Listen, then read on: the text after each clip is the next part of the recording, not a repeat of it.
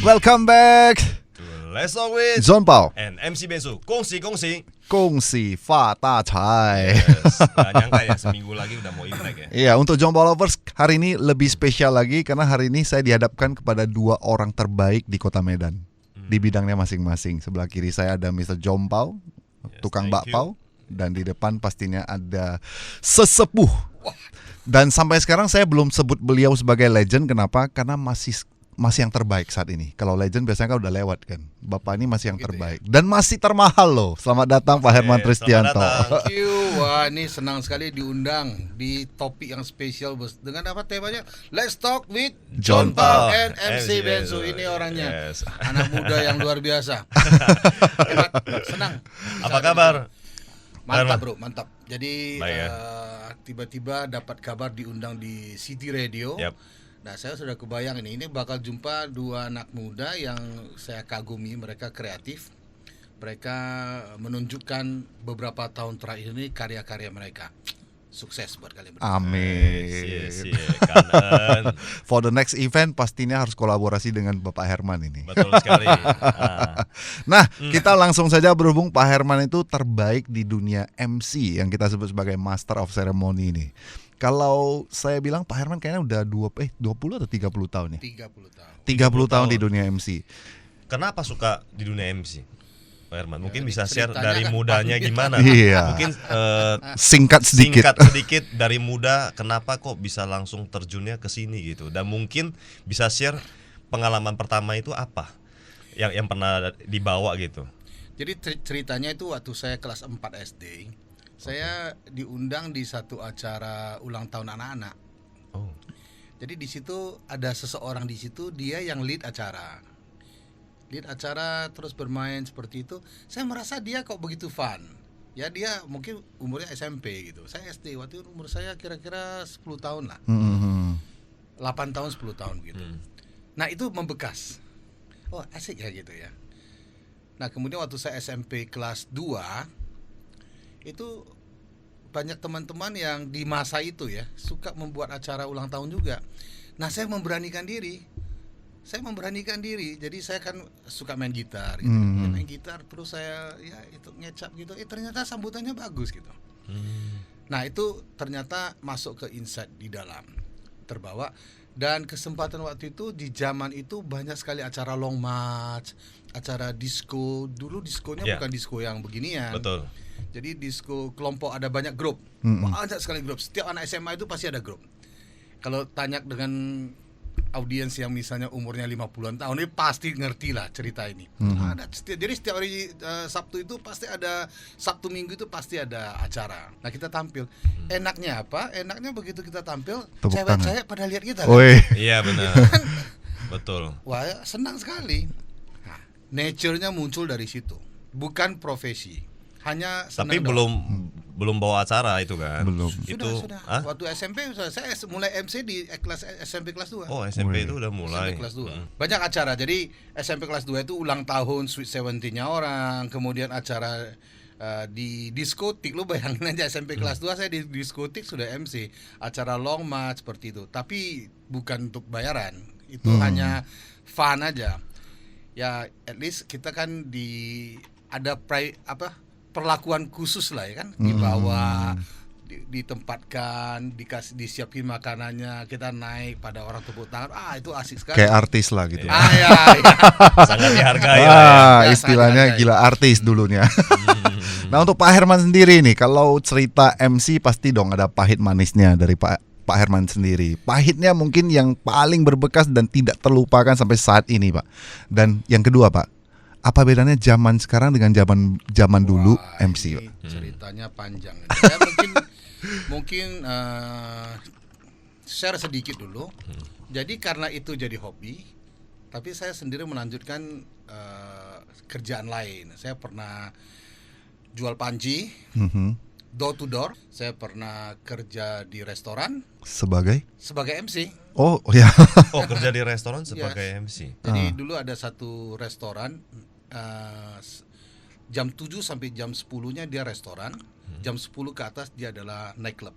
Oh, jadi nge-MC-nya di pas acara nightclub itu? Bukan, dari mulai di restoran, jadi restoran orang lagi makan, ada penyanyi begitu. Iya, iya, Nah, iya. jadi iya. saya MC sekaligus belajar untuk stage lah.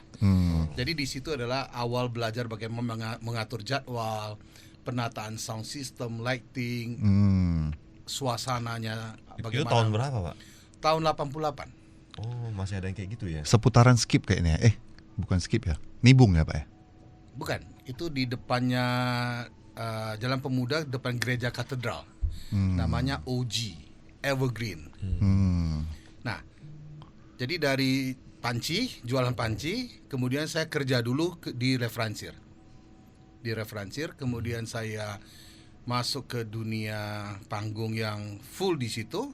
Kemudian saya loncat keluar, saya sebagai manajer iklan di koran, grupnya Pak Surya Paloh.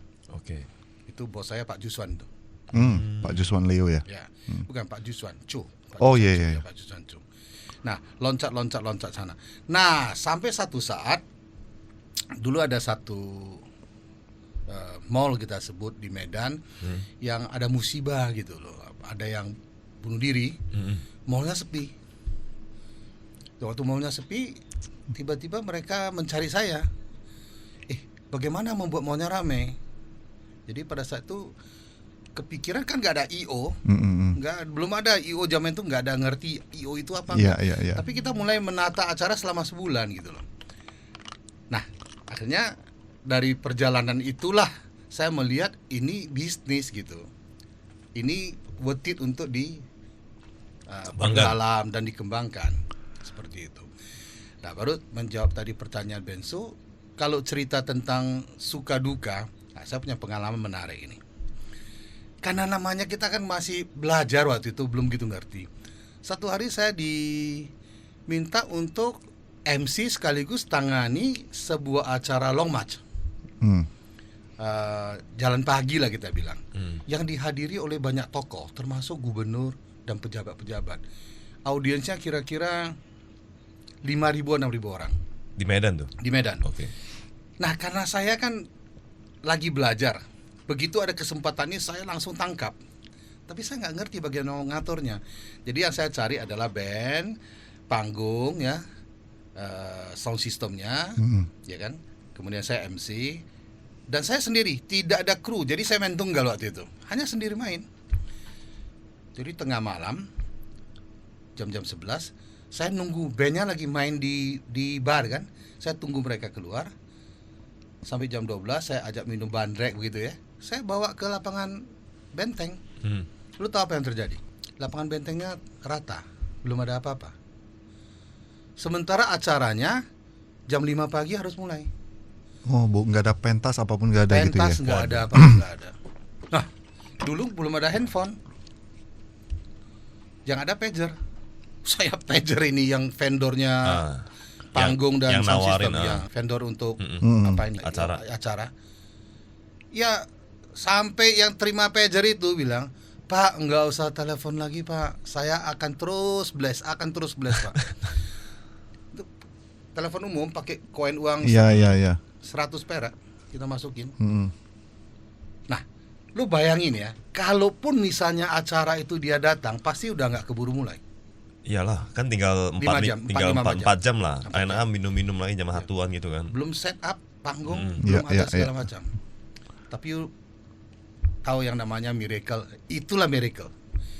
Jadi waktu itu masih saya ingat ya, hujan gitu ya, rintik-rintik lah. Saya berdiri di tengah lapangan itu, saya lihat ke atas. Saya bilang begini, saya nggak doa dengan cara yang hikmat lagi itu. Saya bilang, saya baru mulai. Kenapa kau perlakukan aku seperti ini gitu? Kalau memang ini tidak diridhoi, tidak direstui, oke. Tapi kalau memang ini jalan yang harus saya jalani, buat sesuatu yang tidak masuk akal lah. Itu tahu apa yang terjadi. Di jam 3 mobilnya masuk. Oh, jam 3 pagi. Nah, itu pasti nggak keburu. Saya nggak pikir panjang lagi. Saya langsung suruh masukin panggung seadanya, bentuk saja dulu. karena panggungnya juga bukan ukuran besar. Begitu dia masukin, panggungnya kurang. Masih kurang kira-kira 2,4 kali 6 meter lah. Jadi itu hanya bisa diisi speaker kecil Monitor. Tapi untuk alat band. Tapi untuk kedepannya untuk tempat berdirinya nggak ada. Nggak ada. Tapi sound systemnya udah turun. Berarti dia harus pulang lagi Ambil pentas. Wah, jadi titik kemarahan itu dan titik ketakutan itu dia naik ke puncak sampai akhirnya turun. Nah ini menarik nih. Siklus orang takut itu sampai ke titik itu kita nggak takut lagi. Yang ada waktu itu yang penting selesaikan. Miracle kedua terjadi apa? Gubernur terlambat datang. Oh, oke. Kalau panjang jadi ya. Dia on time, hancur aku. Gubernur terlambat datang, tapi panitia kan datang. Iya.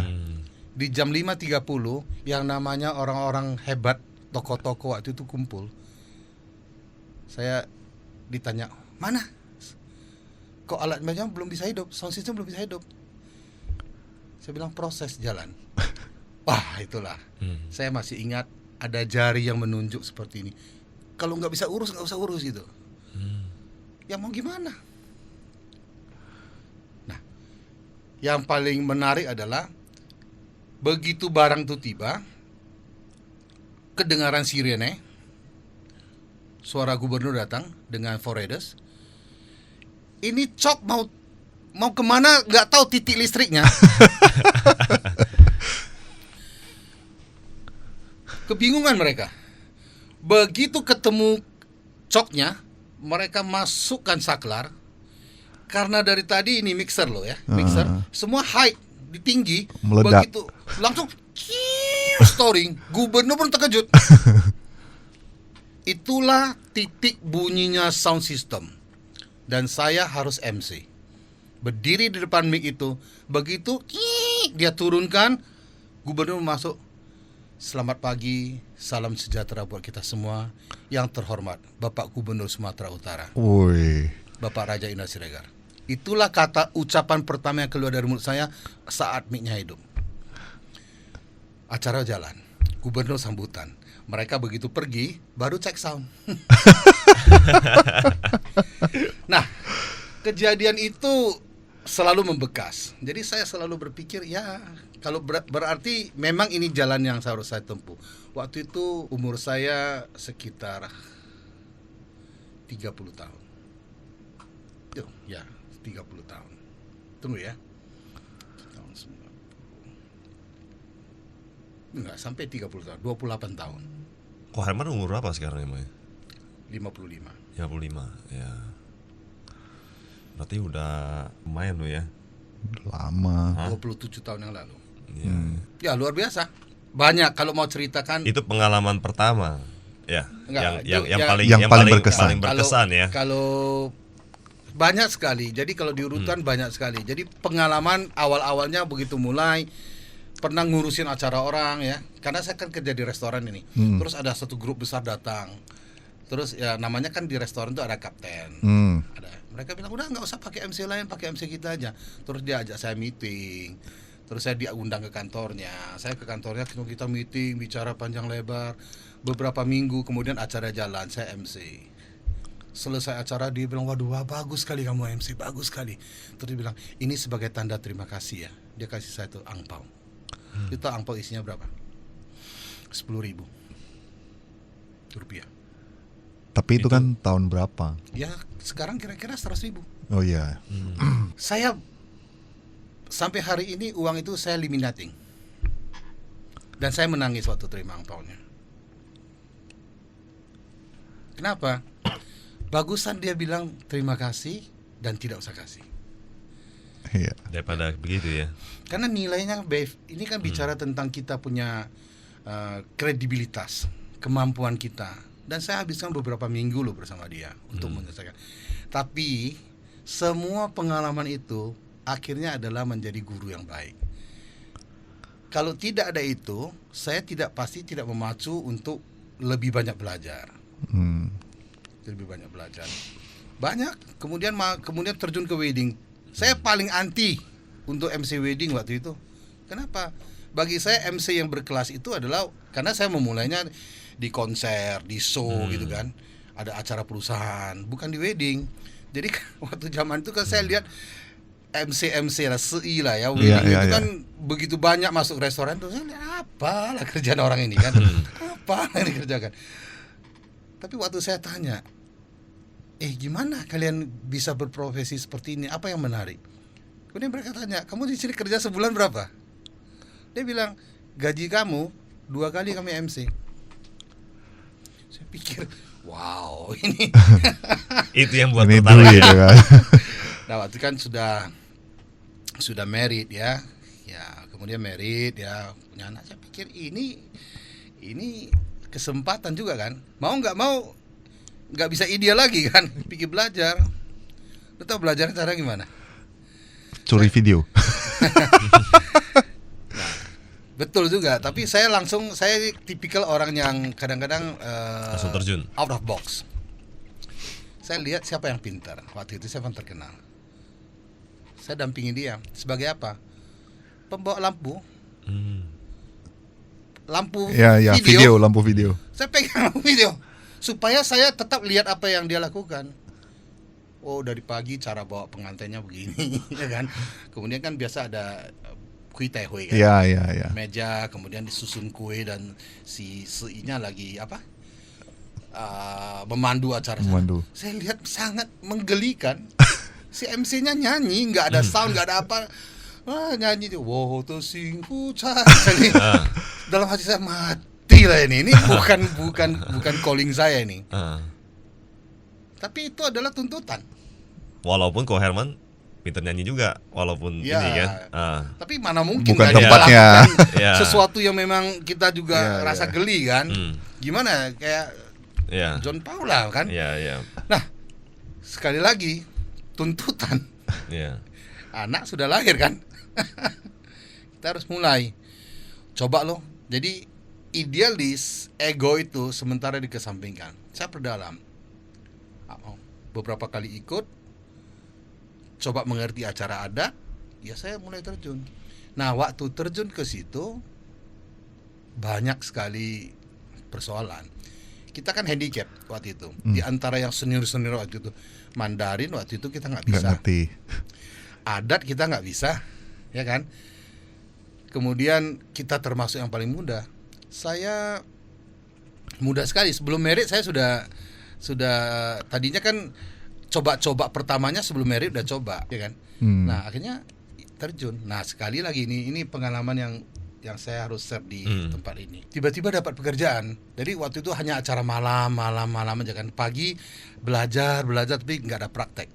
Sekali dapat pekerjaan. Pengantin laki-lakinya itu orang luar. Oke. Bule. Dia Sri Lanka. Dia speak English, Indonesia bisa sedikit, ya pasti nggak bisa Hokkien, bisa Mandarin. Ceweknya Chinese Medan. Begitu acara mau jemput pengantin, nggak bisa bilang sinlang siang Ivan dan sincen, nggak ada. Mempelai pria beri hormat pada wali mempelai wanita. Icegong, dia pun icegong. Di tengah acara penjemputan, kan acara tipai kan, tangte kan. Panggil papa limte, mama limte, semua lancar. Ako semua lancar. Di tengah-tengah tiba-tiba ada satu familinya kasih cincin gitu kan. Terus orang fotografer, nah saya nggak etis sebutkan namanya, dia menolong saya. Waktu itu saya anggap mencelakakan, terakhirnya dia menolong saya. Ya. Jadi selalu di satu saat kita anggap itu negatif, tapi di saat lain itu ada positifnya. Dia baca itu pantun. Ciuci iiknya saya itu hanci. Semua orang tepuk tangan. Dikasih angpau tua kaiknya saya itu awacai. Yang beginian gitu. Tiba-tiba bapaknya si pengantin berdiri gitu. Dia lihat anak perempuannya. Yang begini pun kamu pakai katanya. Apa pun nggak ngerti katanya. Waduh, Mak. Saya nggak bisa jawab. Dan saya waktu itu merasa harga diri saya sudah nggak ada. Saya merasa saya itu begitu kecil gitu. Ya sudah, selesai acara adat, malam mau pesta nih. Kebetulan pesta di tempat saya kerja. Jadi waktu itu bisa satu ruangan acara hall itu bisa 4 pengantin, 5 pengantin. Oh, bisa Jadi gabung. zaman seperti itu Oke. tahun-tahun 90-an. Oke, di tengah jalan menuju pulang, saya bilang sama videografer tadi, sama fotografer. Kan biasa satu tim keluar kan. Dulu kan nggak ada IO, nggak ada WO. Iya, Saya iya. bilang, udah, malam ini aku nggak mau lagi ke sana. Karena aku tahu di malam itu pasti ada beberapa MC juga. Biar sekalian mereka yang bawa lah. Saya bilang sama Pengantinnya. sama mereka, nggak usah bayar lah. Saya bilang, nggak usah bayar. Tapi saya nggak mau datang. Dan mereka teman-teman video tadi mengatakan, ya kalau udah lu rasa nggak mau datang ya sudah katanya. Nah, sampailah saya pulang ke rumah. Saya pulang ke rumah, ini istri saya, ya kan, dia bilang, oh kamu rencana tidak mau pergi ya? Saya bilang ya. Saya bilang saya itu punya harga diri, diperlakukan memalukan seperti itu. Saya merasa sangat malu gitu. Oke katanya, nggak ada masalah. Ini kan kamu baru mulai awal terjun di wedding katanya. Sudah, kalau gitu putuskan tidak usah terima wedding lagi. Dia bilang gitu. Oke. Kecuali katanya, kalau kamu masih mau terima wedding atau kamu masih mau jadi MC, kamu tidak boleh tidak pergi. Karena kamu cacat di awal karir kamu katanya. Saya dengar tapi saya tidak merasa, belum merasa apa. Karena malunya lebih tinggi. Iya, terus terang itu adalah blok. Iya. Tidak mengakui bahwa saya memang tidak mampu. Baru istri saya bilang begini. Dia bilang, ingat selalu, ini masalah, ini kita. Di saat kita berjumpa dengan masalah, jangan sekali-sekali kamu lari. Masalah itu terus akan terus mengikuti kamu. Sesakit apapun hadapi masalah. Masalah akan berlalu, kamu akan berlalu. Itu enlightenment. Saya langsung seperti disiram air dingin. Saya berdiri, saya bilang, oke, saya akan pergi. Saya duduk, saya ambil kertas, saya ambil pen, saya menulis. Nah, apa yang saya harus ucapkan malam itu, dulu nggak ada cue card.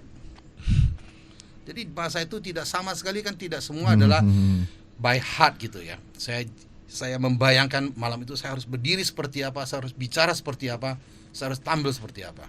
Oke, saya pergi. Di situ ada 5 MC. Sama saya 6. Saya bilang kalian duluan mulai. Mulai acek-acek kan. Paham. Saya ini kan pemain band ini kan semua teman kita kan. Saya bilang waktu saya tampil, you main fanfare. Asik. Pertama kali fanfare dimainkan di wedding. Sekarang kan fanfare kan. Iya, fanfare. Dulu kan fanfare, sekarang pakai CD kan. Iya. Band asli. Ada 8 orang, saksofon lengkap semua. Grup band besar.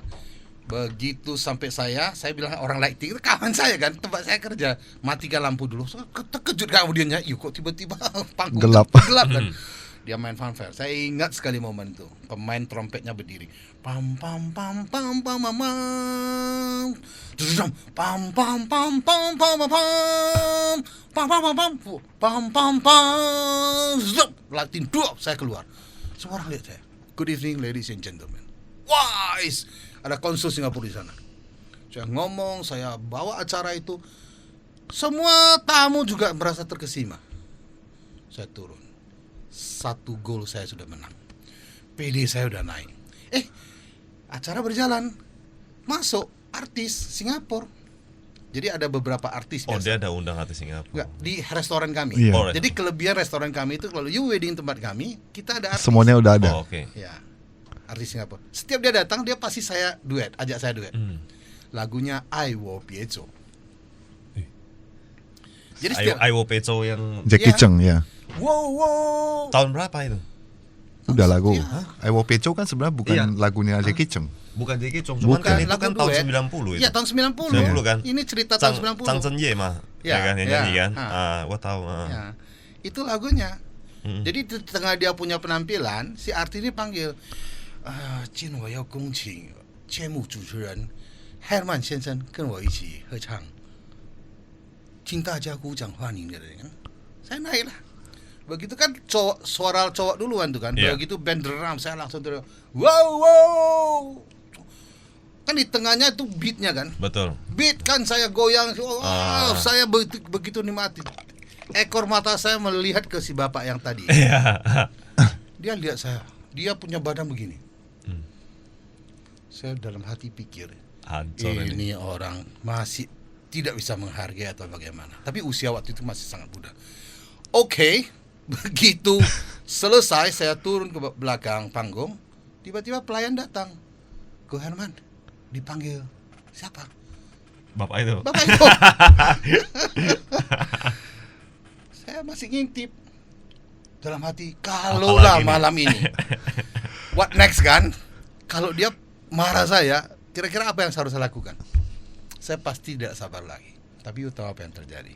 Begitu saya datang, dia berdiri, dia bawa 2 Sloki XO. Satu dia pegang, satu saya. Minum katanya. Saya bilang, saya nggak bisa minum. Dia, kamu sih aja, saya bilang, nggak minum katanya. Saya bilang, saya nggak bisa minum. Dan saya bayangkan, saya ini acara masih jalan. Saya bilang, saya harus bertanggung jawab ke acara. Sudah, minum katanya. Langsung dengan sangat cepat pikiran saya, ini cara dia minta maaf. Orang Tionghoa kadang dengan toast, dia minta maaf tapi nggak keluar dari mulutnya. Dia ajak saya toast. Begitu saya toast, saya minum, waduh mak terbakar gitu. XO kan, Iya. panas sekali. Lalu dia tepuk saya. You akan jadi sangat terkenal katanya. Thank you, dia bilang gitu. Bagus, dia bilang. Saya macam mimpi, kayak terbang. Iyalah. Saya balik. Tambah XO lagi ya. Tambah XO lagi. Terbang dia. Saya balik Ah. ke backstage, saya cubit saya punya badan. Ah. Ini betul nggak ya? Atau mimpi nggak ya? Ah. Titik balik, saya betul-betul belajar. Saya banyak baca buku, saya perdalam. Nah di situlah. Dari akhirnya bukan hanya di wedding lah, kemarin banyak sekali, sampai 3 kali MC untuk Iya. event gathering Pak Presiden kan, Pak SBY. Semuanya udah nih Pak Herman. Oke, jadi Pak Herman sudah bercerita panjang lebar tadi ya acaranya. Memang kalau udah Pak Herman yang cerita nih semuanya terhipnotis ini. Aduh, sampai merinding kadang-kadang mau nangis. Ya, sambil makan. Oh iya, lanjut Pak Herman. Santai Iya. aja, santai. Kalau aku sama Pak Herman ini aku paling ingat bro. Pada saat pertama kali saya mau MC, saya kan cari Pak Herman kan. Iya. Pak Herman mau ngajarin. Pak Herman kan termasuk ini kan senior yang luar biasa. Saya diajak, saya paling ingat ke Grand Mercure kalau nggak salah. Hotel. Berarti hotel angkasa ya. Iya, bapak ini MC. Jadi saya di belakang. Apa yang membedakan Pak Herman dengan MC-MC lain dan termasuk saya? Beliau itu termasuk salah satu MC yang paling fokus. Pada saat dia keluar, announce sesuatu, dia masuk, acara berlangsung, dia udah persiapkan nih setelah ini apa. Dan dia tetap konsentrasi. Kalau MC-MC lain mungkin ada yang main game dan lain-lain kan pastinya. Nah, Anggap remeh lah. anggap anggapnya remeh biasanya. Karena Padahal waktu lu ketemu dia udah di dalam hampir puluhan tahun kan. iya, karena pada dasarnya MC wedding kan itu aja Iya. acaranya. Jadi mereka anggap udahlah, udah pasti ini kan. Jadi nggak ada bahasa baru lagi. Oke. Jadi MC acara 1 sampai 100 itu aja yang dia omongin. Openingnya Hampir sama, sama lah ininya kurang lebih ya. sama. Jadi nggak ada perubahan lagi. Nah, untuk Pak Herman sendiri nih, menurut Pak Herman nih, MC zaman sekarang apa bedanya dengan MC zaman dahulu? Ini pertanyaan, Menurut Ko Herman sendiri ya. Iya. Menurut Ko Herman. ini pertanyaan berat ini. Hah? Oke. Jadi munculnya, saya bicara dari pengalaman dan pengetahuan saya yang Indonesia. Iya. Ya. Dulu kan nggak ada MC, yang dikenal adalah protokol, Iya, pembawa benar. acara. Hmm. Nah, trennya MC sampai Master of Ceremony itu dibawa oleh Chris Biantoro. Hmm. Dan Chris Biantoro itu Master of Ceremony-nya Indonesia lah. Dia tuh begitu menghargai profesi MC, sehingga si MC itu sebagai master dari seremoni, dia harus mengerti A sampai Z-nya acara itu. Bukan IO yang mengerti aja, dia harus mengerti raw-nya, dia punya spiritnya, soul-nya, dia harus mengerti. Nah, oleh dia makanya kalau dia membawa satu acara apapun, beliau ya almarhum lah ya, udah meninggal Kristiantoro, kita begitu lihat dia tampil, kita seperti melihat satu buku yang sedang berjalan gitu, pengetahuannya banyak. Nah, tulisan MC nggak bisa lagi huruf kecil, buat dia sangat marah. M besar, C kecil pun nggak boleh. Jadi MC itu adalah M besar, C besar. Apalagi tulisan sekarang EMCI, wah dia marah sekali. MC. MC atau EMSI, marah sekali. Nah, pakem yang dia tanamkan itulah yang membuat kita melihat Indonesia pernah memiliki Kristiantoro dengan pengetahuannya yang luar biasa, karismanya yang bisa attract orang. Muncullah Bob Tutupoli, MC yang dengan suara yang memukau. Muncullah Kus Hendratmo dengan MC selain suara memukau, senyumnya yang memukau. Baru muncullah Tantowi Yahya yang melengkapi mereka semua. Pinternya, suaranya, senyumnya, gantengnya, komplit loh di situ. Nah, fase setelah Tantowi semua masih berjalan seperti itu. Nah, tiba-tiba satu era muncul, disebut juga MC, tapi yang penting ketawa aja, yang penting heboh aja. Nah, itu tren di episode yang selanjutnya. Nah, sampai terbawa sampai sekarang. Jadi bisa lihat begitu MC muncul, kalau dia bisa cukup ganteng gitu, orang sudah memukau. Tapi belum tentu apa yang dia omongkan itu ada isi. Iya, iya. Ya kan? Atau di situ dia teriak-teriak, yang penting buat lucu saja. Nah, perbedaannya jadi seperti ini. Tapi kalau orang yang mengerti betapa pentingnya MC, maka orang akan menghargai profesi MC itu. Saya punya pengalaman, saya sendiri buat acara. Namanya April Friendly Night. Satu acara semacam konser gitu, dan harus ada MC. Saya kelabakan. Saya cari seluruh Medan, nggak ada siapa yang bisa mengerti tentang musik, bisa tampil, bisa mengerti musik dan bisa bercerita tentang musik. Karena ini adalah April Friendly Night, semuanya adalah musik. Saya baru ketemu satu, saya nggak tahu kalian kenal, Yon Usman waktu itu. Dia penyanyi dan dia punya wawasan musik bagus. Jadi waktu itu saya kan nggak bisa, jadi MC kan saya nggak bisa misalnya cari seseorang yang di weddingnya terkenal untuk MC, nggak bisa, dia nggak ngerti musik. Iya, iya. Sama halnya bro, misalnya lu satu hari diminta untuk bawa acara, misalnya opening pekan olahraga, seremonial olahraga. Nggak bisa muncul dengan warna baunya wedding, nggak bisa. Bener. You harus muncul dengan warna itu, spirit itu. Besok misalnya Formula One misalnya.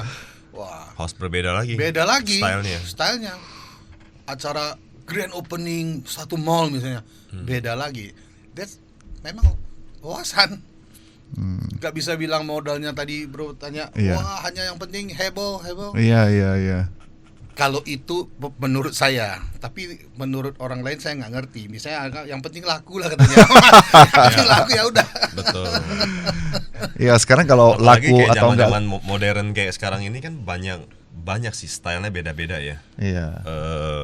Kayak MC sekarang ya, banyak yang tampilnya berbeda atau ada punya mungkin masih sama saja seperti kayak dulu punya, ya kan? Iya. Dia tidak ada buat banyak sensasi dan sebagainya gitu kan. Itu pun mungkin pengaruh TV. John. Pengaruh TV. Ini TV sekarang nggak jelas. Jadi misalnya ada beberapa komedian atau ada show di TV, live show begitu. Itu semua settingan. Betul. Ya, settingan itu membuat masyarakat Indonesia ya kepingin nonton yang heboh-heboh, tapi dalamnya dangkal. Tapi masalah. itu yang paling banyak orang suka. Iya. Itu yang dicari orang. Itu dia. Karena kalau nonton kayak gini bro, nggak usah pakai tenaga, Iya. nggak usah pakai pikiran, Padahal santai aja. Pas kita ngeliat itu, kita pengen hujat dia, tapi kita masih pengen lihat dia. Selanjutnya dia mau buat apa sih gitu loh, gitu. penasaran. Misalnya gitu kan. Misalnya contoh ya. Kalau kita ngomong MC ya, mungkin ya menurut saya mungkin ada 2 acara, satu MC yang betul-betul sangat profesional, dia bisa membawa dengan baik. Nah, satu lagi mungkin bawanya kurang ajar. Kita ngomongnya begitu. Tidak ada Aturan. aturannya nggak ada, ya kan? Nggak ngerti lah kita ngomong, ya kan? Ah. Bisa sembarangan ngomong. Kadang silap-silap bisa omong kotor. Orang bakal suka denger yang itu. Ngelihat Sekarang, yang gitu. sekarang. Ya. Ya, bisa jadi begitu ya, Pak Herman ya. Artinya penonton. Tapi si pengundang malu. Iya, Iya, benar. pengundang bisa malu. Benar. Saya nggak mau yang model begitu, ya kan? Apalagi kalau sempat tamu-tamunya itu orang-orang yang terhormat, seperti Ko Herman suka sebelum-sebelumnya ada bawa beberapa acara, banyak tokohnya, banyak orang-orang hebat, kayak begitu nggak bisa juga. Nggak bisa. Iya kan? Karena sebenarnya MC itu, bro, itu adalah you mewakili pengundang. Iya. Jadi lu tampil menunjukkan taste-nya pengundang itu, kelasnya seperti apa, dia ya diwakili oleh MC. Ko Herman bisa berapa bahasa, Ko Herman? Kalau bahasa Songwon. semua bahasa bisa, cuman bahasa yang orang Untuk lain nggak wedding. ngerti. Bahasa orang nggak ngerti. Yaitu bahasa cari makan lah. Tapi sebenarnya Pak Herman ini sosok yang berbeda kalau menurut saya. Saya yakin bahwa klien yang cari Pak Herman tidak pernah bertanya deh, Pak Herman lu bisa bahasa apa sih? Kayaknya sih nggak pernah. Lu bisa 3 bahasa nggak? 2 bahasa nggak? Kayaknya nggak ada perkataan Adalah seperti itu. pastilah. Kalau Nggak. sekarang mungkin nggak, cuma waktu Ya. dulunya pasti ada dong. Kayaknya kan Ya, kalau di wedding itu kan bahasanya pakem. Nah, tentu saja Mbak Ani nanti di kelas komunikasi nih. Ini Lu bahasa sehari-hari, bro, dengan bahasa di panggung kan beda. beda. betul. Itu kan nggak bisa pakai bahasa sehari-hari. Mungkin kalau kita komunikasi dengan bahasa Mandarin atau bahasa Inggris sehari-hari, ya bahasa sehari-hari. Ya. Begitu di panggung nggak bisa Nggak begitu, bisa. ya kan? Tapi untuk mengantar satu acara dengan beberapa bahasa yang memang pakem, ya kita harus kuasai lah. Namanya cari makan. Iya, wajib dong. Ladies and gentlemen dong. Ko Herman juga bisa bahasa Brazil nih kayaknya. Oh, pasti bisa. Pasti bisa. Menantunya ya kan? Brazil ya. Betul. Ini kelebihannya, ya kan? Nah, menariknya dari Pak Herman, dia itu kalau saya menilai nih Pak ya, saya bukan memuji nih, saya menilai. Memuji pun boleh lah. Saya menilai Pak Herman tuh berbeda bro sampai saat ini. Biasanya kalau kita sebut setiap masa ada orangnya, setiap orang ada masanya kan. Nah Pak Herman udah 30 tahun loh Pak, sampai sekarang. Dan saya yakin tidak ada satupun yang bilang Pak Herman lau leo. Kalau MC yang lain mungkin orang bisa, oh itu lawa mai leo acik-acik leo. Tapi kalau udah cerita Pak Herman, orang itu masih menilai Anda masih yang terbaik Pak. Bukan bilang tua, maksudnya orang mungkin Iya. bilangnya kadar luasa. Biasanya kan kalau Ko begitu. Herman enggak. Ah, Maksudnya jadi- gitu. Maka sampai saat ini saya belum sebut dia legend Pak, karena memang dia yang terbaik saat ini. Istri saya bilang, kamu sekarang lebih ganteng dari dulu katanya. Songhua, lebih Songhua ya. Lu lebih mature katanya, lu lebih matang katanya. Nah, cuman badan dikurusin katanya. Kalau kurusin, nih MC muda kalah nih, mati nih. Ya kan? Bisa jadi loh. Nah, Iya ini kan? ini kehidupan tuh gini, John. John berapa umur? 40-41. Wah, lu masih Hmm. panjang lah ceritanya kan. Jadi saya waktu sekitar umur 40-an, saya sudah bilang sama diri saya sendiri, Man, ada waktunya. Dan siapkan, izinkan orang lain muncul. Makanya saya tidak mau kasih harga murah. Ini belum pernah orang tahu ini. Hanya untuk Anda berdua hari ini saya buka. Bisa nggak waktu itu misalnya saya, bisa nggak usah ngomong harga, boleh nggak? Boleh. Boleh. Bisa nggak sekarang saya kasih murah? Boleh. Tapi waktu itu saya bilang, oke, hargai profesimu dan hargai apa yang kamu capai. Supaya yang lain bisa juga menghargai. Masa kita bersaing dengan yang muda, kita Betul. bantu mereka naik lah. Karena Benar. satu hari kan kita akan selesai. Nah, kita tinggalkan soal mereka hargai kita nggak hargai kita, no problem. Betul. Tapi yang penting kita sudah lakukan yang harus kita lakukan. Siapa saja begitu Bensu bilang, Ko, aku mau belajar MC. Ya lu datang lihatlah. Terus ada acara viralan itu, Iya betul. ikutlah. Nanti lu pegang mic lah, lu mau ngomong apa lu ngomong. Sebenarnya saya waktu suruh dia pegang mic, saya dari bawah kan saya Pantau. pantau, walaupun saya nggak lihat dia kan, saya dengar dia jalannya gimana, apa yang dia omongkan, apa segala macam kan saya ingat. Saya monitor gitu. Maka sekarang saya buka kelas komunikasi, bukan untuk saya nggak dapat apa-apa. Tapi saya lakukan karena penting sekali komunikasi. Persoalan bermasalah sering muncul masalah komunikasi. Ya. Masalah komunikasi. Maka itu gue tetap mempertahankan Jompau paling mahal, bakpao di Medan.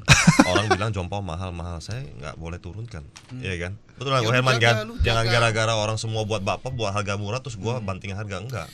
Sebenarnya, bro, ya betul. Ini bukan masalah mahal. Kata mahal itu kan relatif. Iya. Iya. Relatif sekali kan.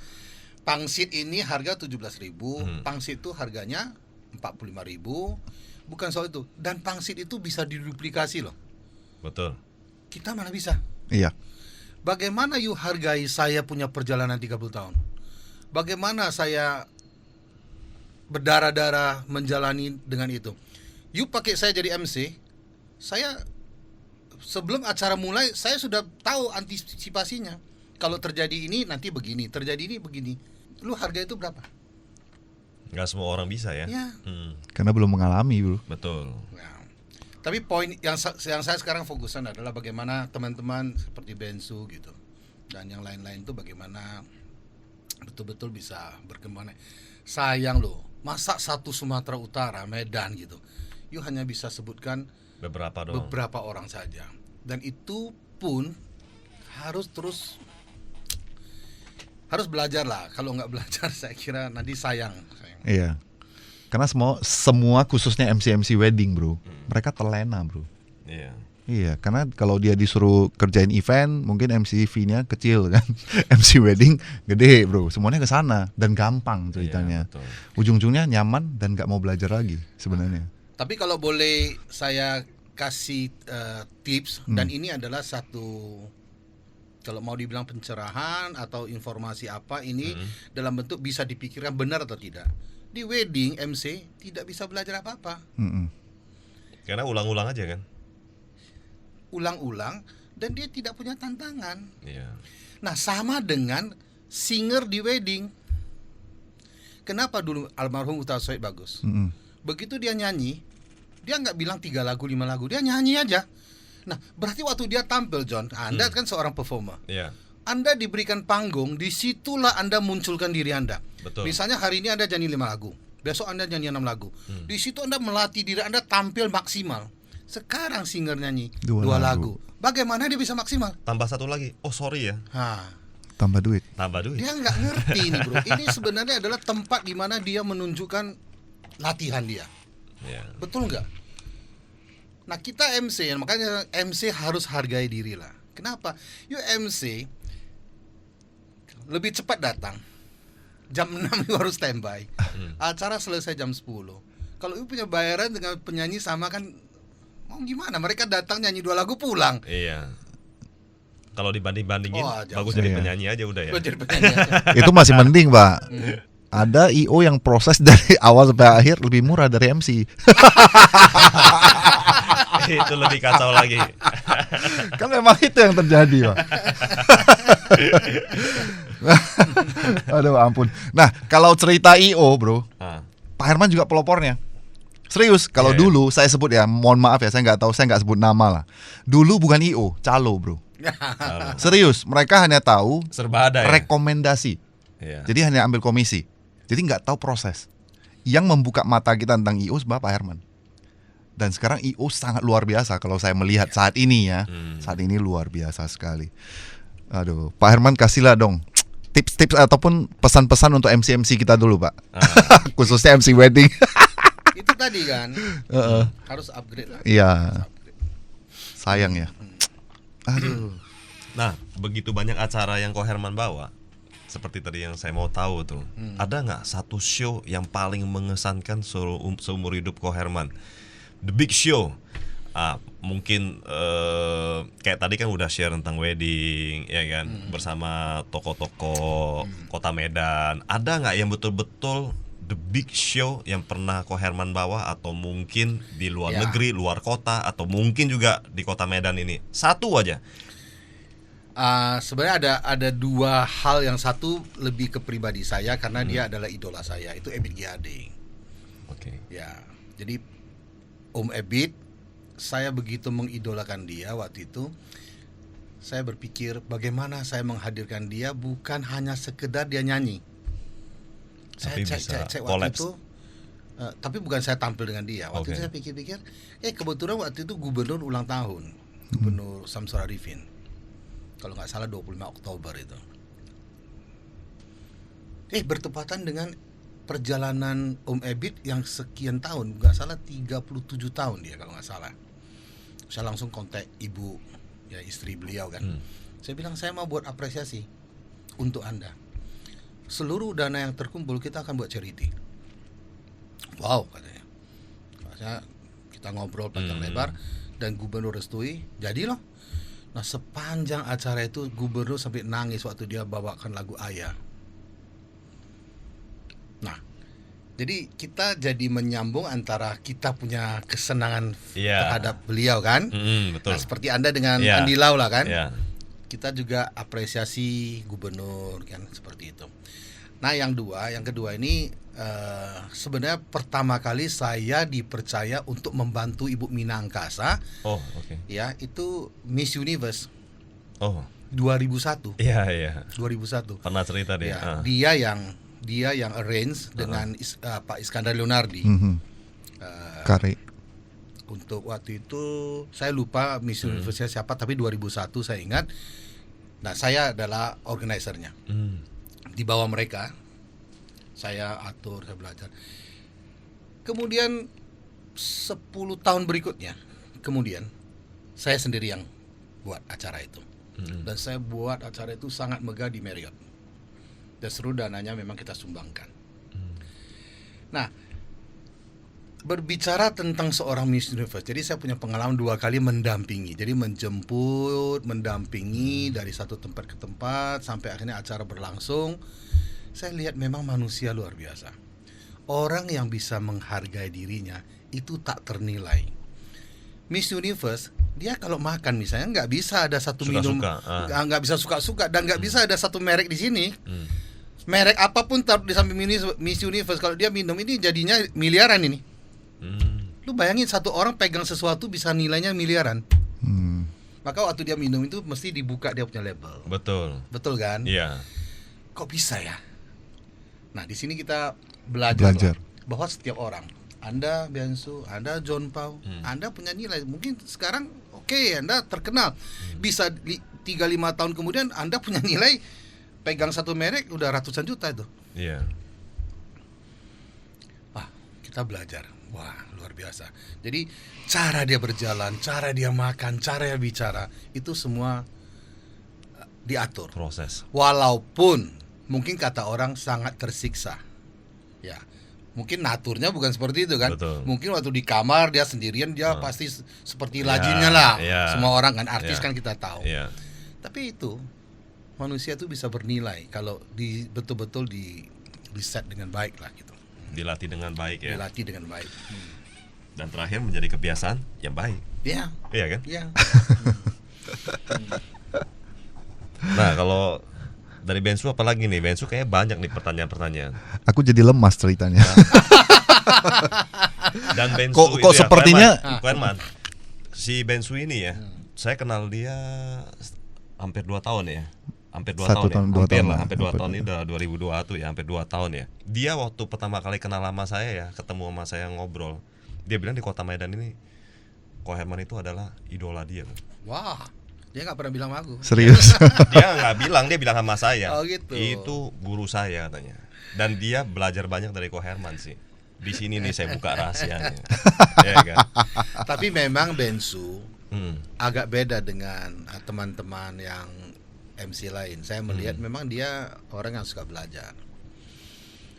Dari beberapa teman, kita tahu orang kan temannya siapa gitu. Iya. You berteman dengan siapa kan kira-kira menunjukkan kamu itu siapa gitu kan.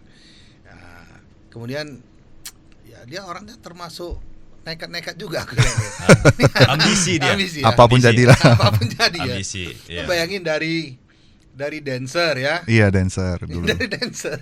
Yuk masuk ke sebelum ke MC apa ini? Banyak loh, aku jadi nyanyi, banyak lah di entertain ini. Foto bro, foto. Fotografer juga Foto pernah. Iya kan? Terakhir sampai properti. propertinya gulung tikar jadi MC. Dia juga ikut seminar, berbagai Iya. seminar. Iya, dia ikut, sering. ya kan. Hmm. Saya kira memang inilah waktunya kan. Kalau kita nggak isi sendiri, bagaimana Iya sih. berikutnya gitu loh. Aku senang sama dia Benzo. Pas lah kalian ini ya kan. Ini sudah menunjukkan 1 jam lebih kok. Iya. Karena kalau dengan Pak Herman ini nggak bakal habis. Nggak bakal habis. Itu hanya share baru 3-4 pengalaman doang kan. Iya. Itu juga nggak detail. Tapi Ya itu kan? udah menunjukkan ini yang terbaik. Kalau udah berbicara dengan Pak Herman serius bro, kita udah merasa sangat kecil terakhir. Oh enggak. Iya loh, serius. Maksudnya ini menunjukkan MC itu apa sih sebenarnya gitu loh. Iya. Tidak seperti yang Anda gambarkan selama ini. Betul. MC yang segitu kecil pemikirannya. Benar. Oke Pak Herman, mungkin terakhir lah ya. Ya, mungkin ada Boleh pesan khusus untuk quotes John Paul lovers John atau Paul apa? lovers yang mau disampaikan dari Ko Herman untuk bisa lebih John Paul Lovers. bagus Ini lagi. komunitas John Paul Lovers ini usia berapa ini? Oh, dari Segala usia. segala kayaknya. usia sih. Hmm. Kalau usia ya. Dari umur Paling ya, banyak kayaknya kayak kita lah mungkin lah ya. paling banyak harusnya umur 50-an sih. Kalau Oh, paling oh. banyak ya 50 ya. 50-an sebenarnya ya. Tapi mungkin yang umur 50-an itu tahu Jompau mungkin, tapi ya nggak tahu muka saya mungkin. Gitu Mungkin ya. ya. Yang lebih mengenal muka saya mungkin ya di umur-umur 20 sampai 40 kayaknya sih. Iya. Ya nggak ada pesan istimewa lah untuk kondisi sekarang itu ya kita harus jaga kesehatan lah ya. Betul. Pasti. Harus jaga kesehatan. Ya tetap di Dunia entertainment mungkin Ko Herman ada yang mau disampaikan untuk generasi selanjutnya yang muda-muda ini harus lebih gimana gitu kan. Mungkin ada pesan juga untuk Panjang nih. untuk Bensu mungkin kan. Dia kan masih mau terus di dunia Iya, MC, iya. iya kan. Apa sih yang harus dia lanjutkan lagi untuk biar lebih hebat lagi mungkin, ya kan. Satu Ya. dua kata itu sangat penting loh Ko Herman. dua kata ya. Iya kan. Oke, jadi sebenarnya kalau kita menyadari bahwa dunia entertainment kan dunia yang tidak pernah mati, ya kan? Baik Anda di wedding kan orang terus akan wedding, baik di corporate setiap bisnis pasti ada eventnya, Benar. ya kan? Jadi sebenarnya dunia ini sangat menjanjikan. Bagaimana cara kita melihatnya dan bagaimana kita serius menanganinya. Jadi nggak bisa setengah hati lah main-main. Lu harus punya keyakinan bahwa ini bagus, totalitas, konsistensi, dan belajar terus. Hanya itu. Ya, luar biasa hari ini ya. Pastinya thank you untuk Pak Herman Trisnyanto sudah Ya. bersedia hadir. Terima kasih banyak, Terima Pak kasih. Untuk seluruh John Paul lovers, semoga ilmu ini bisa dipakai untuk kehidupan selanjutnya atau di bisnis-bisnis apapun bisa diterapkan lah ya. Betul. Untuk konsistensi dan lain-lain. Tetap streaming di cityradio.id setiap hari Sabtu jam 1 siang. Nah, untuk full videonya bisa cek di YouTube Jompau Channel. Sampai jumpa. Sampai jumpa. Bye bye.